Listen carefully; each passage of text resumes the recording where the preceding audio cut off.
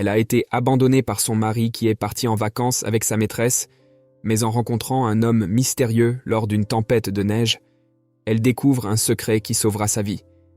L'histoire suivante peut susciter des émotions intenses. Toute ressemblance avec des faits réels est pure coïncidence. Si vous aimez ce type de contenu, abonnez-vous à notre chaîne. Merci. Marie regardait par la fenêtre du bureau, ses yeux brillants d'un mélange de soulagement et d'attente. La lumière du soleil de fin d'après-midi baignait son bureau de teinte dorée, illuminant les piles de documents et le calendrier méticuleusement organisé, où une date en particulier était encerclée en rouge vif. C'était la veille de ses vacances, le moment qu'elle attendait avec impatience après des mois de travail acharné et de nuits tardives plongées dans des projets interminables. Chaque jour qui passait, l'excitation de Marie grandissait, presque palpable, comme si chaque heure travaillée la rapprochait un peu plus de la liberté temporaire. Elle avait compté les jours, traçant chacun sur le calendrier d'un trait ferme, visualisant les aventures qui l'attendaient.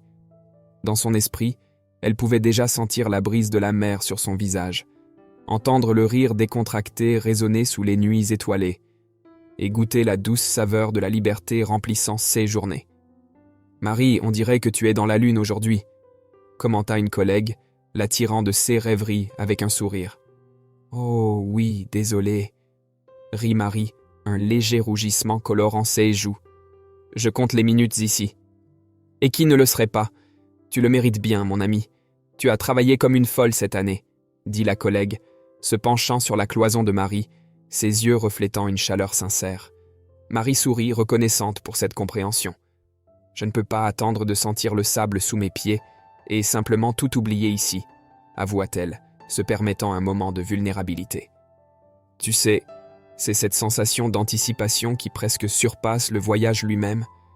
C'est comme si chaque partie de mon être savait qu'il va se passer quelque chose de merveilleux. » « Alors, qu'est-ce que tu prévois de faire en premier une fois arrivé là-bas » demanda la collègue, curieuse. Marie se pencha en avant, une lueur espiègle dans les yeux. « D'abord, je vais me jeter sur le lit de l'hôtel et me permettre de ne rien faire du tout pendant 1 heure. Ensuite, je vais explorer la ville, me perdre dans des rues inconnues et bien sûr dîner dans un de ces restaurants que l'on ne trouve que si l'on est vraiment perdu. » Elles partagèrent un rire, le son remplissant l'espace autour d'elle d'une légèreté qui semblait rare dans les confins du bureau. Quand la collègue retourna à son bureau, Marie se permit quelques minutes supplémentaires de rêverie. Elle ferma les yeux, respira profondément et, pour un instant, put presque toucher la liberté qui l'attendait. L'anticipation se mêla à une gratitude profonde pour cette pause imminente. Elle savait que cette semaine de travail qui la séparait de ses vacances passerait en un éclair, mais chaque seconde d'attente en vaudrait la peine. Après tout, ce n'était pas seulement un voyage qui approchait, c'était une promesse de renouveau, de découverte et, plus important encore, de moments qui deviendraient des souvenirs précieux. Marie ouvrit les yeux, un sourire confiant sur les lèvres. Elle était prête à compter chaque seconde, savourer chaque moment d'anticipation. Parce qu'au fond, elle savait que les meilleures aventures de la vie sont celles que nous vivons 2 fois, une fois en rêve et une fois en réalité. En tournant la clé dans la serrure et en poussant la porte de chez elle, un léger sourire dansait toujours sur les lèvres de Marie, les vestiges de son anticipation et de sa joie pour les vacances imminentes l'enveloppant encore comme une cape invisible. La lumière douce du crépuscule se filtrait à travers les rideaux, jetant des ombres dorées sur les meubles familiers du salon. C'est alors que ses yeux captèrent la vue de la valise d'Oliver, son mari, soigneusement rangée près de la porte. Une vague de chaleur l'envahit, son cœur battant avec un enthousiasme renouvelé. « Il s'est avancé », pensa-t-elle, un rire doux s'échappant de ses lèvres. Elle imagina Oliver essayant de la surprendre, peut-être avec des plans secrets pour rendre leurs vacances encore plus spéciales. Elle pouvait déjà sentir son étreinte chaleureuse, leur rire partagé résonnant dans le hall d'entrée. « Oliver, mon amour, tu es incroyable. Tu es déjà prêt ?» l'appela-t-elle, glissant sa main sur la surface lisse de la valise, attendant d'entendre ses pas précipités venir à sa rencontre. Mais le silence qui suivit fut une prémonition qu'elle ne sut interpréter à ce moment-là. En trouvant Oliver au bureau, sa posture était celle d'un homme portant le monde sur ses épaules, une ombre de tension entre ses sourcils. « Marie, nous devons parler », dit-il, sa voix chargée de tension et d'hésitation. L'atmosphère de la pièce devint lourde, l'air chargé d'une imminence que Marie ne parvenait pas à déchiffrer. Elle s'assit, l'observant avec un mélange d'attente et d'inquiétude croissante. C'est alors qu'Oliver révéla la véritable nature de son voyage. Ce n'était pas une aventure partagée qu'il planifiait, mais une retraite solitaire, une tentative de s'éloigner pour faire face à une dépression qu'il lui cachait. Les mots qu'il prononça, bien qu'avec précaution, frappèrent Marie comme un coup physique. Chaque syllabe une lame tranchante qui déchirait la toile de ses attentes et de leurs rêves partagés. Pendant un moment, le monde de Marie sembla s'effondrer en silence, les murs du salon répercutant la magnitude de sa confusion et de sa douleur. « Pourquoi ne m'as-tu pas dit ?» murmura-t-elle, sa voix un souffle tremblant, un mélange de chagrin et d'incrédulité teintant ses paroles. « J'aurais pu t'aider. Nous aurions pu affronter ça ensemble. » Oliver baissa la tête, la douleur évidente dans son expression. « Je pensais pouvoir gérer seul. Je ne voulais pas te surcharger, Marie. Pas avec tout ce que tu as déjà à affronter. » Les mots échangés entre eux cette nuit-là oscillaient entre des murmures de réconfort et des silences chargés. Marie luttait pour comprendre, pour accepter le choix de sa décision de faire face à sa propre obscurité seule. Et même alors qu'elle tentait de l'entourer de compréhension et d'amour, une partie d'elle-même se sentait abandonnée, éloignée au moment où elle aurait le plus besoin de se rapprocher. Alors que la nuit avançait, apportant avec elle un silence écrasant qui s'installait dans la maison comme un brouillard épais, Marie s'assit devant l'ordinateur pour organiser ses pensées, et peut-être trouver une distraction dans les futilités d'Internet. Cependant, au lieu de soulagement, elle fit une découverte qui ajouta du bois au feu des émotions conflictuelles qui dévoraient déjà son cœur. En consultant leur compte bancaire commun, une action routinière motivée par la recherche d'une certaine normalité, Marie fut confrontée à un solde considérablement réduit. Ses yeux parcoururent l'écran dans l'incrédulité, son esprit luttant pour assimiler la réalité des chiffres froidement présentés. Oliver avait transféré la totalité de l'argent qu'ils avaient économisé ensemble pour leur voyage de rêve aux Bahamas sur son compte personnel. La découverte fut comme un coup de poing dans l'estomac, lui coupant le souffle, chaque chiffre à l'écran étant un témoignage silencieux de la trahison d'Oliver. Le cœur battant rapidement, Marie confronta Oliver, la confusion et la douleur s'entrelaçant dans sa voix. « Comment as-tu pu faire ça, Oliver ? Cet argent était le nôtre pour le voyage que nous avons planifié ensemble. Comment as-tu pu décider pour nous deux de cette manière ?» Oliver, debout, les épaules tendues sous le poids de sa décision, regarda Marie avec une expression de fermeté qu'elle voyait rarement chez lui. « J'avais besoin de le faire, Marie. J'ai besoin de cette pause, de ce temps pour moi. Crois-moi, c'est mieux pour nous deux. J'ai besoin de me guérir pour être le partenaire que tu mérites. » Les paroles d'Oliver, bien qu'avec une conviction douloureuse, sonnaient pour Marie comme un rejet, une décision unilatérale qui ignorait non seulement le plan qu'ils avaient fait ensemble, mais aussi ses sentiments et l'engagement qu'ils partageaient.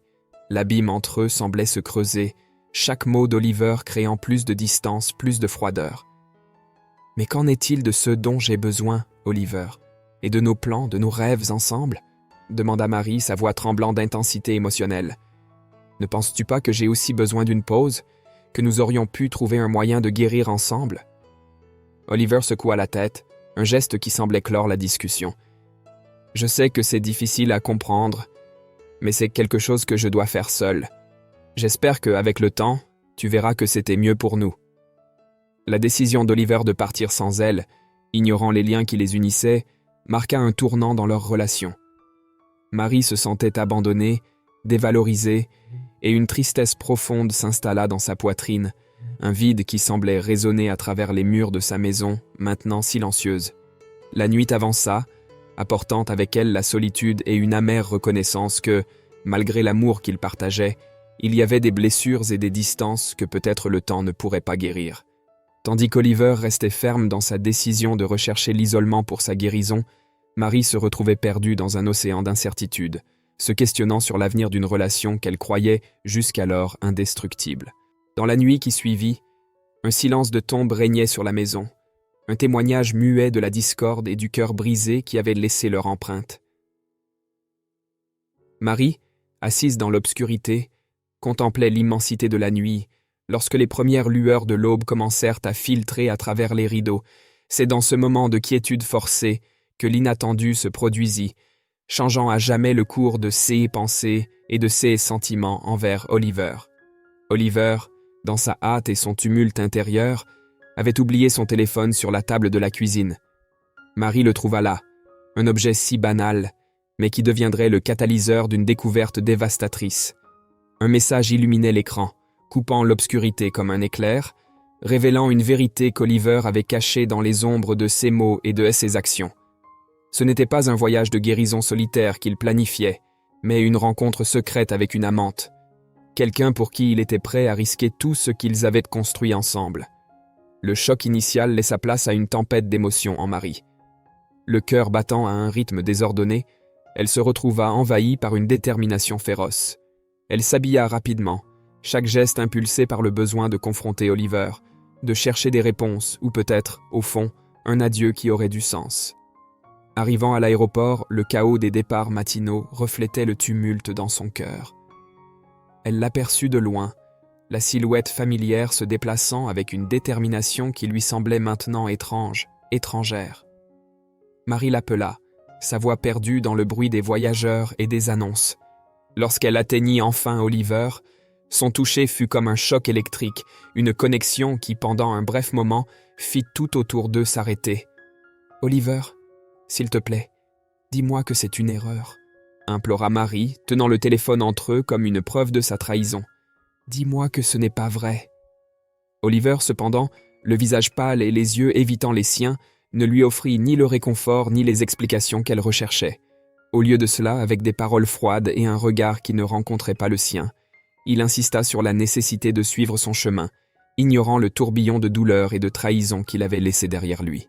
« Marie, c'est mieux ainsi, pour nous deux, » dit-il avant de se retourner et de s'éloigner, chaque pas augmentant la distance entre eux, non seulement physique, mais aussi émotionnelle et spirituelle. Marie resta immobile, regardant la silhouette d'Oliver se mêler à la foule, jusqu'à ce qu'elle ne puisse plus le distinguer. L'adieu qu'elle avait imaginé, rempli de paroles non dites et de promesses de réconciliation, se dissipa dans la réalité de son départ sans remords. Le retour à la maison fut un parcours dans un brouillard d'incrédulité et de chagrin, chaque pas un rappel de l'abîme qui s'ouvrait maintenant devant elle. La vérité sur Oliver, révélée de manière si brutale, laissait une traînée de doute sur l'amour qu'elle croyait inébranlable et sur la vie partagée qui gisait maintenant en morceaux. La découverte douloureuse ne marquait pas seulement la fin de son voyage aux Bahamas, mais aussi la fin d'un chapitre de leur vie, clos par des mots non dits et des rêves brisés. Dans la solitude de son foyer, désormais imprégnée d'une quiétude mélancolique, Marie se permit de plonger dans les profondeurs de ses souvenirs, revisitant les chapitres d'un amour qui avait autrefois promis l'éternité. Elle se souvint de leur rencontre, d'une de ces rencontres fortuites qui semblèrent prédestinées, où la connexion instantanée entre eux défiait tout scepticisme qu'elle aurait pu avoir sur l'amour au premier regard. Il était entré dans sa vie comme un tourbillon, plein de promesses et de rêves, et ensemble, ils avaient entrepris un voyage que Marie croyait être pour toujours. Les premières années furent remplies de rires partagés, d'aventures impulsives et de nuits inoubliables sous des cieux étoilés, où l'avenir semblait être un livre blanc prêt à être rempli de leurs histoires. Oliver, avec son esprit libre et son cœur bohème, apporta un souffle d'air frais à la vie de Marie, lui apprenant à apprécier la beauté du moment présent, à vivre avec intensité et passion. Cependant, à mesure que le temps passait, les fissures dans leur conte de fées commencèrent à se manifester, subtiles au début, mais de plus en plus évidentes à mesure que la réalité de la vie conjugale s'installait. Oliver, bien qu'amoureux, ne semblait jamais tout à fait prêt à abandonner son mode de vie de célibataire, ses soirées dehors et la liberté qu'il chérissait tant. Au début, Marie avait vu cela comme faisant partie de son charme, une excentricité à tolérer par amour. Mais au fil des ans, elle commença à se sentir plus comme une spectatrice que comme la protagoniste de la vie d'Oliver. La dynamique entre eux, autrefois équilibrée par la passion et l'enthousiasme partagé, commença à s'user, laissant à sa place un abîme silencieux de non-dits et de malentendus. Marie, dans sa quête de stabilité et de compagnonnage, se retrouvait de plus en plus seule, ses tentatives d'attirer Oliver vers elle se heurtant souvent à la résistance de son besoin d'autonomie et d'espace. L'amour que Marie portait à Oliver tentait, contre toute attente, de combler ce vide, de justifier ses absences et d'excuser ses défauts. Elle s'accrochait aux souvenirs de leurs jours heureux, dans l'espoir que l'homme dont elle était tombée amoureuse était encore là, quelque part, perdu entre ses hésitations et la vie qu'il refusait de laisser derrière lui. Cependant, la révélation de sa trahison fut le coup de grâce, un miroir cruel qui reflétait non seulement la vérité sur Oliver, mais aussi sur la relation qu'elle avait idéalisée. Marie réalisa qu'à force de dévouement, elle avait ignoré les vérités gênantes sur Oliver et sur elle-même, sur ses besoins et ses désirs qui avaient été étouffés par la dynamique déséquilibrée de leur amour. Dans cette réflexion solitaire, Marie commença à comprendre que la fin de sa relation avec Oliver n'était pas seulement le résultat de ses actions, mais aussi de années de désaccords et d'un amour qui, bien que profond, n'était jamais suffisant pour combler le vide entre ceux qu'ils voulaient être et ceux qu'ils étaient réellement. Avec cette compréhension, Marie se lança dans la tâche douloureuse mais nécessaire de se reconstruire, de puiser en elle la force de continuer, non pas comme la moitié d'un tout incomplet, mais comme une femme entière, prête à découvrir un nouveau chapitre de sa vie, construit sur les ruines de ceux qui avaient été. Alors que les jours passaient après le départ d'Oliver, la maison qu'ils avaient partagée devint le miroir de l'isolement et de la désillusion qui marquait désormais la vie de Marie. Le silence, autrefois rempli de la promesse de camaraderie et d'amour, résonnait maintenant avec la douloureuse réalité de la trahison et de l'abandon. Marie se retrouvait plongée dans une spirale de réflexion et de tristesse, chaque pièce lui rappelant le déséquilibre qui avait caractérisé les dernières années de leur mariage. La détérioration progressive de sa relation avec Oliver était devenue incontestablement claire, notamment dans la répartition des tâches domestiques et émotionnelles qui pesaient lourdement sur les épaules de Marie. Tandis qu'elle luttait pour maintenir un semblant de normalité et de stabilité, Oliver semblait de plus en plus distant, plongé dans ses propres besoins et désirs, laissant à Marie le fardeau de la vie quotidienne. Seules promesses de changement et de participation plus active à la gestion de leur vie commune s'étaient révélées, avec le temps, n'être que des paroles creuses, laissant Marie seule face au poids de ses attentes déçues. La douleur de la trahison, exacerbée par la perte de leurs vacances tant attendues, força Marie à affronter la dure réalité de sa situation.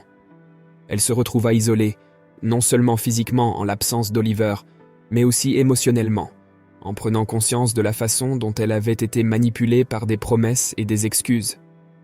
Le vide laissé par le départ d'Oliver se révéla non seulement comme une absence physique, mais aussi comme un vide émotionnel profond. Un reflet de la déconnexion qui s'était installée entre eux bien avant la révélation de son infidélité. Dans cette période d'introspection, Marie commença à dénouer les couches d'auto-illusion et de justification qu'elle avait construites autour de leur relation. La réalité, bien que douloureuse, apportait une clarté que Marie avait évitée pendant longtemps.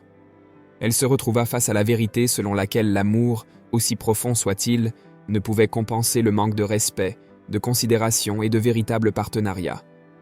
La lutte pour accepter l'étendue complète de la manipulation émotionnelle d'Oliver fut ardue. Marie dut admettre que, à bien des égards, son amour pour lui l'avait aveuglée face aux inégalités de leur relation.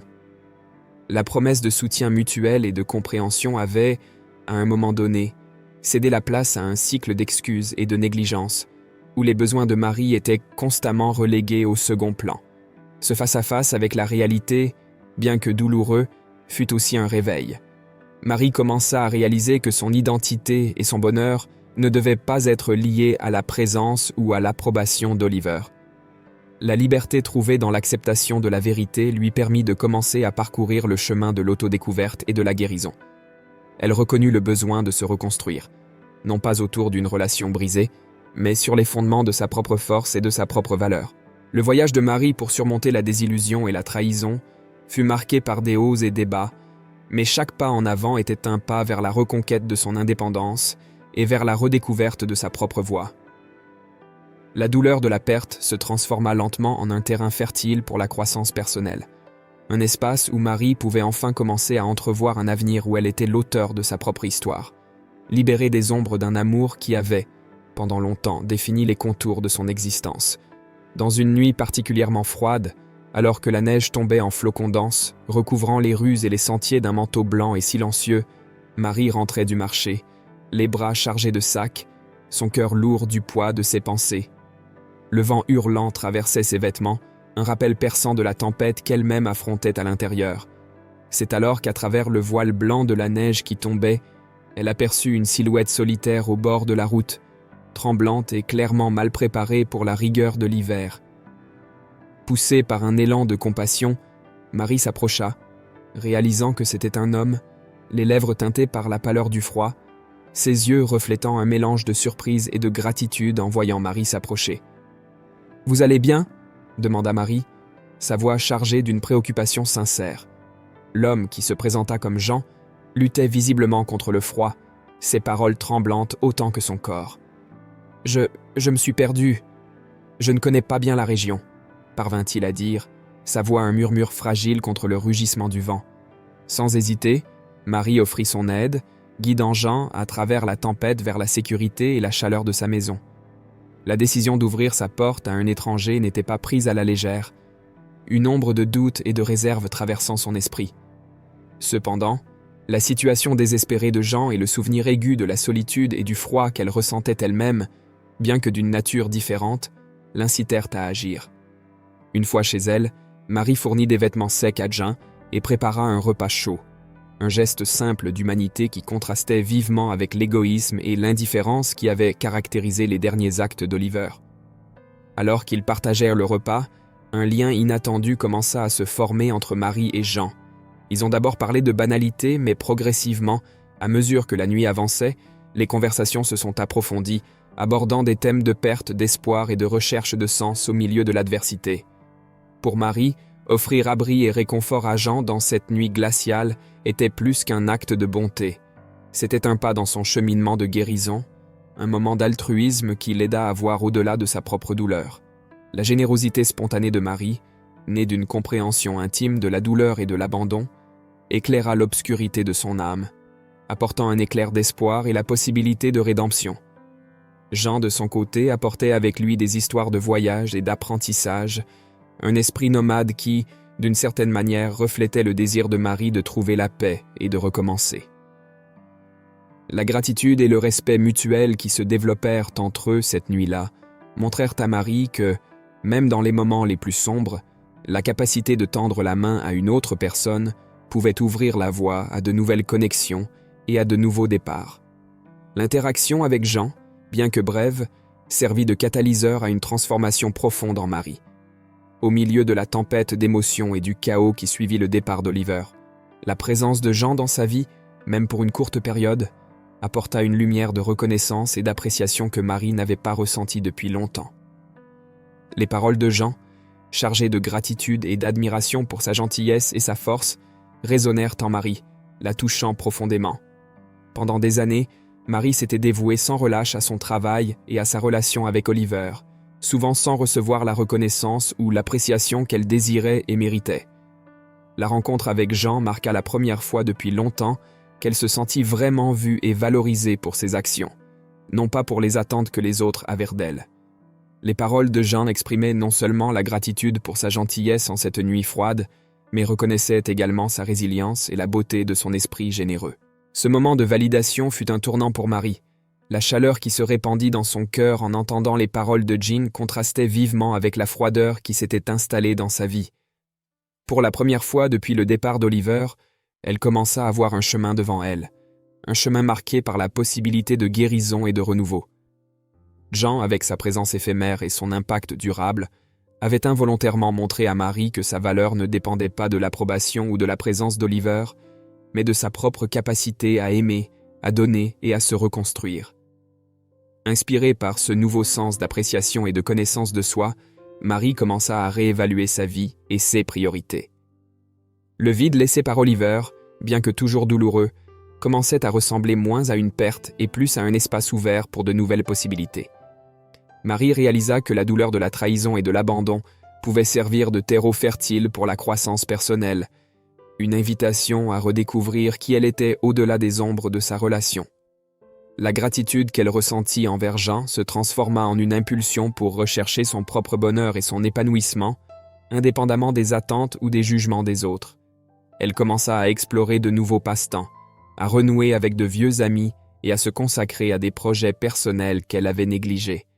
Chaque petit pas vers l'expression de soi et l'auto-soin renforçait la conviction de Marie que, même dans les moments les plus sombres, la résilience et la bonté peuvent ouvrir la voie à la lumière. L'interaction avec Jean, par conséquent, n'était pas seulement un geste de bonté au milieu d'une tempête de neige. C'était un jalon dans le voyage de Marie vers la connaissance de soi et le renouveau. Elle est sortie de cette expérience avec une nouvelle appréciation pour elle-même et pour la vie, armée de la conviction que, malgré les adversités, il y a toujours de la place pour la guérison et l'espoir d'un nouveau départ. À partir de cette reconnaissance et de cette révélation, Marie a fait face à l'avenir non pas comme une extension de son passé, mais comme une toile vierge, prête à être remplie des couleurs vibrantes de sa propre création. Cette nuit glaciale, alors que la tempête de neige hurlait comme un cœur d'âmes perdues à l'extérieur, Marie et Jean ont trouvé refuge non seulement du froid mordant, mais l'un dans l'autre, partageant des silences et des histoires qui tissaient une connexion inattendue. C'est dans un moment de calme, lorsque la tempête semblait prêter l'oreille, que Jean, d'une voix tremblante, a choisi d'ouvrir les vannes de son âme. « Vous savez, » a commencé Jean, hésitant, les mots peinant à se former. « Ce n'est pas seulement la neige qui peut enterrer les vivants.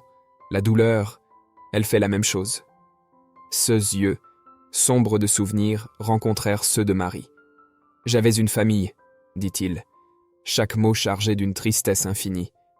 Marie, sentant le poids de sa douleur, se pencha plus près, offrant une oreille attentive et un cœur ouvert. « Parlez-moi d'eux, » murmura-t-elle, l'encourageant à continuer. Jean respira profondément, un prélude à la déferlante d'émotions qui était sur le point de se déverser. « Ma femme, Anna, et notre petite Sophie, » commença-t-il, sa voix se brisant, « m'ont été enlevés en un clin d'œil, dans un accident de voiture. » Il fit une pause, avalant la douleur qui menaçait de l'étouffer. « Le plus cruel, c'est que j'ai survécu, sans une égratignure, alors qu'elle... » Sa voix se perdit dans un murmure. Marie sentit son cœur se serrer d'empathie, les larmes lui montant aux yeux en voyant la douleur brute devant elle. « Jean, c'est incroyablement dur à imaginer, » réussit-elle à dire, sa propre voix tremblante. Jean hocha la tête, perdu dans un océan de souvenirs. « Je me suis perdu après ça, Marie. L'alcool est devenu une évasion, un moyen de ne pas ressentir. » Son regard dévia, honteux. « Et puis, j'ai perdu mon emploi, ma maison, ma dignité. L'ironie? Je ne me souviens même pas de ce qu'était ma vie avant. Je me retiens toujours de parler de mon travail, comme si oublier pouvait me procurer un peu de réconfort. » Marie, mue par un profond sentiment de compassion, tendit la main, touchant la sienne doucement. « Tu n'es pas seul maintenant, Jean. Tu n'as pas besoin de passer par ça tout seul. » Jean regarda Marie, leurs yeux se rencontrant, une lueur de gratitude émergeant de la tourmente. « Merci, Marie, » dit-il, sa voix un souffle. « Cette nuit, ta gentillesse est plus chaleureuse que n'importe quel feu. » Ils partagèrent un silence confortable, chacun perdu dans ses propres pensées, mais unis par une compréhension mutuelle de la douleur et de la perte. La nuit avança, et peu à peu, la tempête à l'extérieur commença à s'apaiser, comme si le ciel lui-même décidait de faire place à un nouvel avenir. Pour Marie, écouter l'histoire de Jean fut un voyage émotionnel, suscitant un mélange d'émotions qu'elle luttait pour comprendre. La tristesse de Jean était palpable, mais sa force et sa volonté de partager son histoire touchèrent Marie d'une manière qu'elle n'attendait pas. En réfléchissant à ses propres blessures, Marie réalisa que, bien que différentes, leurs douleurs partageaient le même noyau de perte et de solitude. L'expérience de Jean, marquée par la tragédie, offrit à Marie une nouvelle perspective sur sa propre situation. Alors qu'elle contemplait la résilience de Jean, une graine d'espoir commença à germer dans son cœur. Peut-être, pensa-t-elle, y avait-il aussi une force en elle, une force capable d'affronter la tempête de sa propre vie. Au petit matin, alors que les premiers rayons du soleil se battaient pour percer les nuages restants de la tempête, Marie et Jean, assis face à face dans la cuisine encore réchauffée par la chaleur de la nuit précédente, se trouvaient à un tournant.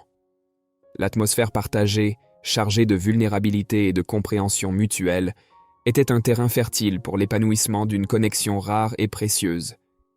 Avec l'arôme du café fraîchement préparé remplissant l'espace entre eux, Marie se sentait poussée à partager sa propre histoire, une décision qu'elle ne prenait pas à la légère.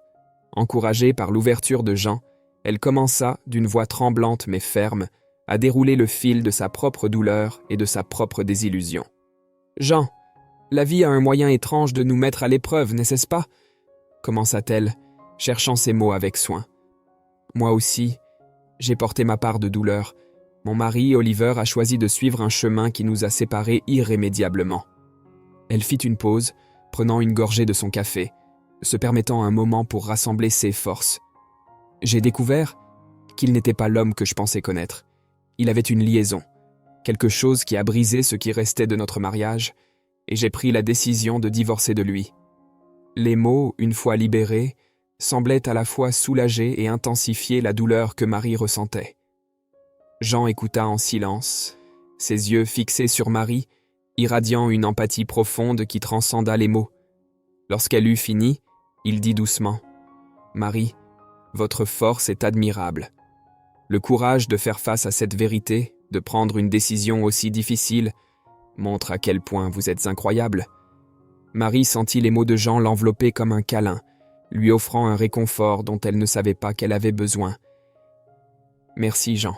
Mais, tu sais, parler de ça avec toi me fait réaliser que je ne suis pas aussi seul que je le pensais. » Le soleil rompit enfin les nuages, ses rayons illuminant la cuisine d'une lumière douce et prometteuse.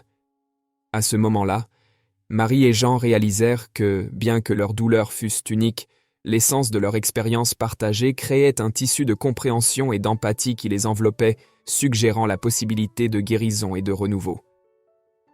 Parler de nos douleurs, c'est comme laisser entrer un peu de lumière. Jean réfléchit, observant la lumière du soleil se répandre sur la table.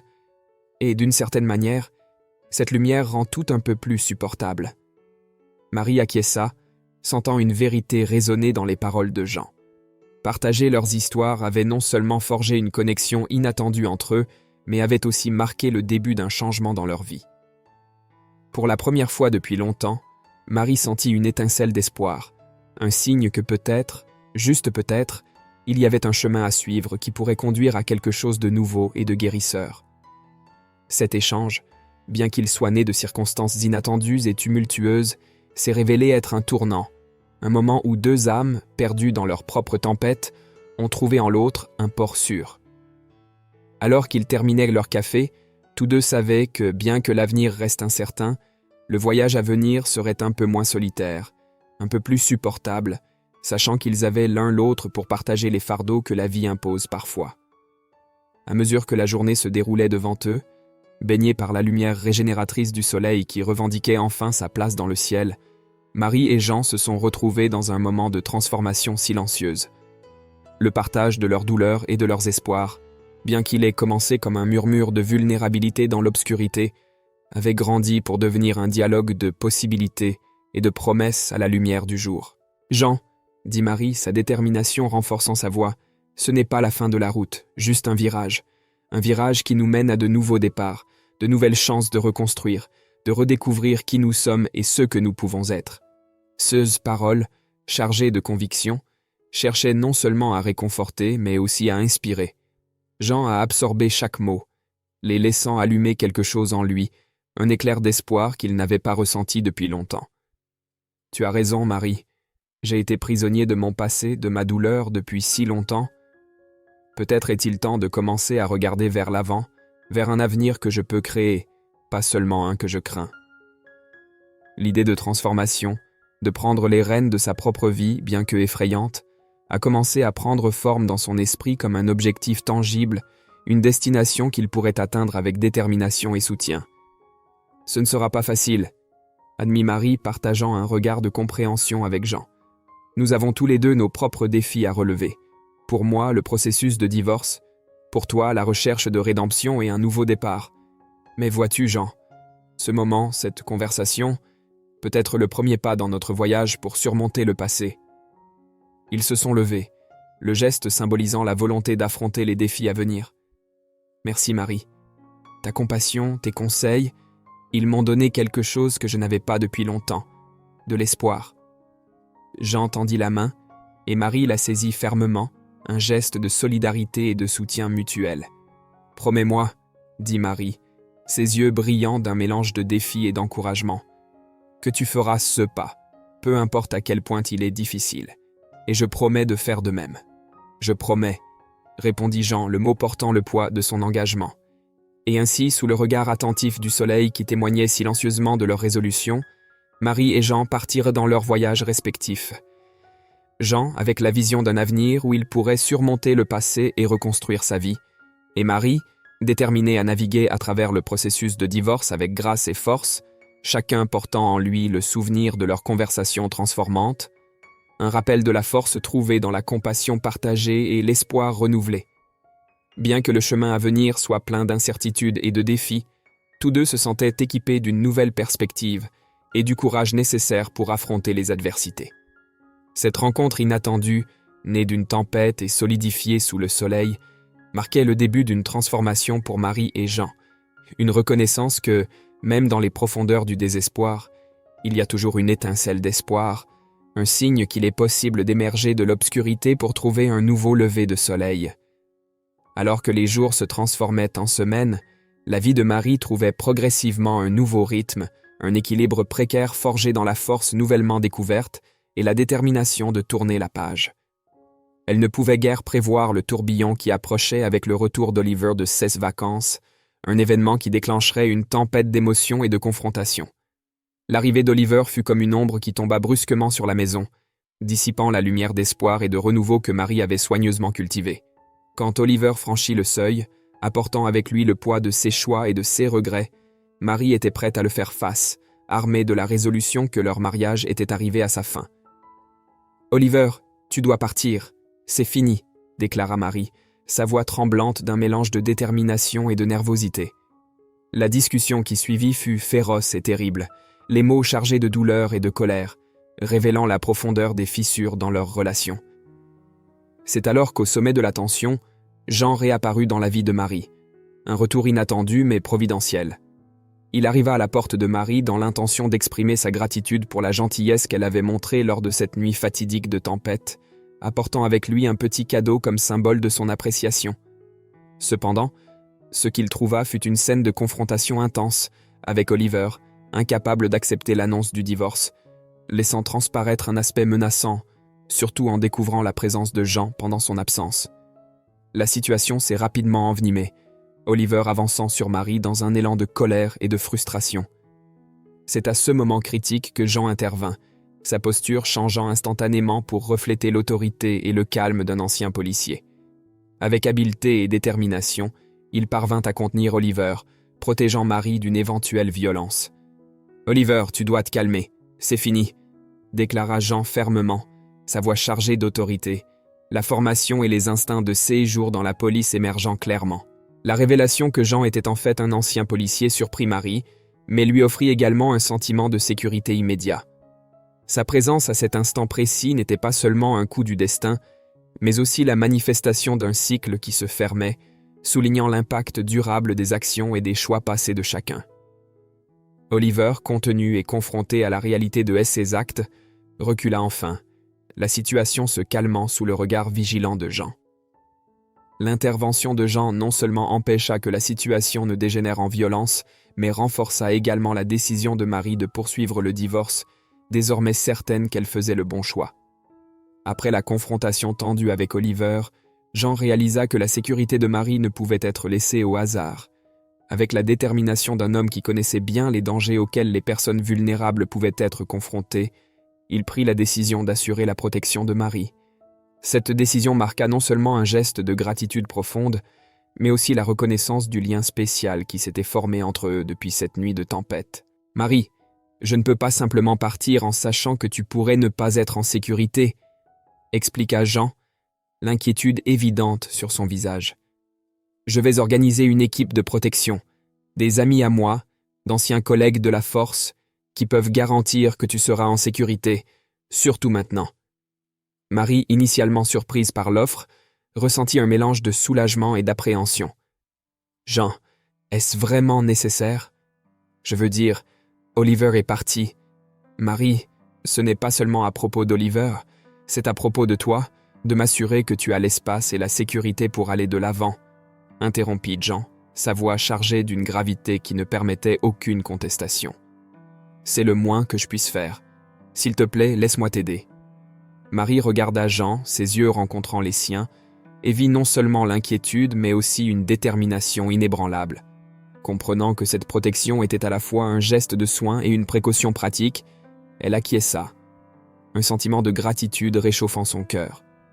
Dans les jours qui suivirent, Jean tint sa promesse. Il mobilisa une petite équipe composée d'anciens collègues de confiance, chacun ayant une compréhension intime de ce que signifiait protéger et servir. Ils établirent une présence discrète mais efficace, garantissant que Marie puisse aller et venir sans le poids de l'inquiétude, un luxe dont elle ne savait pas qu'elle avait désespérément besoin. Ce cercle de protection autour de Marie symbolisait bien plus que la simple sécurité physique. C'était une manifestation tangible du soutien émotionnel et de la connexion qui avait grandi entre elle et Jean. Marie, touchée par la générosité de Jean et la disponibilité de ses amis à aider, se sentit renforcée et soutenue d'une manière qu'elle avait rarement connue. « Comment puis-je te remercier ?» demanda Marie à Jean, sa voix chargée d'émotion. « Tu as fait plus pour moi que quiconque depuis longtemps. » Jean, avec un sourire modeste, répondit simplement. « Tu m'as donné de l'espoir dans l'un de mes pires moments, Marie. C'est inestimable. T'aider maintenant est le moins que je puisse faire. » Le lien entre Marie et Jean, forgé au milieu de l'adversité et renforcé par des gestes de profond soin et de protection, a évolué en une source de force et d'espoir pour chacun d'eux. Alors que les ombres du passé commençaient à se dissiper, ils se retrouvèrent face à un nouvel avenir, rempli de promesses et de possibilités. Leur interaction non seulement leur offrit un sens renouvelé de but, mais leur ouvrit également les yeux sur la beauté de regarder vers l'avenir avec espoir et optimisme. Au fil des jours qui suivirent, Marie et Jean trouvèrent du réconfort et de l'inspiration l'un dans l'autre, partageant des rêves et des aspirations qui avaient été étouffés par leurs luttes individuelles. Ils commencèrent à comprendre que la vie, malgré ses nombreux défis, offrait toujours un chemin vers la réalisation et le bonheur. « Jean, j'ai l'impression que nous sommes face à un nouveau départ, » déclara Marie un soir, alors qu'ils marchaient côte à côte, admirant la sérénité d'un parc local. C'est étrange de penser que, sans nos douleurs passées, nous ne nous serions peut-être jamais rencontrés. Jean la regarda, un doux sourire aux lèvres. « C'est vrai, Marie. Nos cicatrices nous ont amenés jusqu'ici. Mais maintenant, nous avons la chance de construire quelque chose de nouveau, quelque chose de meilleur. » La promesse d'un nouveau départ était clairement devant eux, une invitation silencieuse à entreprendre un voyage de guérison, d'amour et de rédemption. Ils comprirent que, bien que le chemin à venir puisse comporter des obstacles, la force de leur connexion et le soutien mutuel qu'ils se procuraient l'un à l'autre seraient des phares dans toute obscurité. Avec le temps, Marie et Jean prirent la décision consciente de faire les premiers pas dans ce nouveau chapitre de leur vie. Ils commencèrent à planifier des projets ensemble, depuis des activités bénévoles reflétant leur désir partagé de faire une différence dans la vie d'autres personnes, jusqu'à de simples moments de joie, comme des dîners maison ou des soirées cinéma, qui célébraient le réconfort de leur compagnie. Je n'aurais jamais imaginé que, après tout, ce par quoi je suis passé, je ressentirais à nouveau autant d'espoir, avoua Marie lors d'une de ces soirées, sa tête reposant sur l'épaule de Jean. « Moi non plus, » admit Jean en passant son bras autour d'elle. « Tu m'as montré que, même dans les circonstances les plus sombres, nous pouvons trouver de la lumière, et je t'en suis incroyablement reconnaissant, Marie. » Alors que les saisons changeaient, apportant avec elles la promesse de renouveau et de croissance, Marie et Jean avançaient, guidés par la certitude qu'ensemble, ils pouvaient affronter tout ce que la vie leur réservait. Ils n'avaient pas toutes les réponses et savaient qu'il y aurait des jours difficiles à venir. Cependant, la certitude qu'ils avaient l'un pour l'autre pour partager à la fois les fardeaux et les joies de la vie leur procurait un sentiment de paix et d'accomplissement. Le retrouvaille de Marie et Jean, marqué par des circonstances extraordinaires, n'était pas seulement la fin d'un chapitre douloureux de leur vie, mais le début d'un beau voyage de découverte partagée. Leur histoire est un témoignage du pouvoir de l'empathie, de l'amour et de la capacité humaine à renaître des cendres du désespoir, pointant vers un avenir rempli de possibilités, d'amour et de rédemption.